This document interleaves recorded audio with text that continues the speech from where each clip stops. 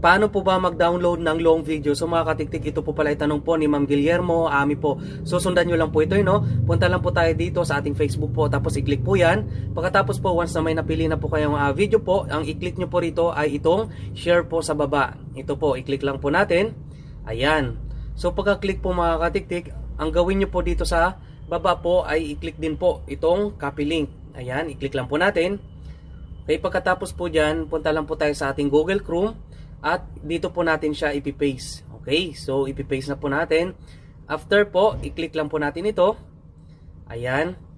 Pagkatapos po dyan, dito na po kayo madadirect po. Ang kailangan nyo po, dito po i-click nyo lang po yung sa taas. Tapos dito po is i-click po natin itong parang pen po. Ayan po. Ayan. Pagka-click po dyan, ayan, ganito na po ang mangyayari po. Ang gawin nyo po, iusog nyo lang po sa pinakaunahan. Ayan, punta lang po sa pinakaunahan.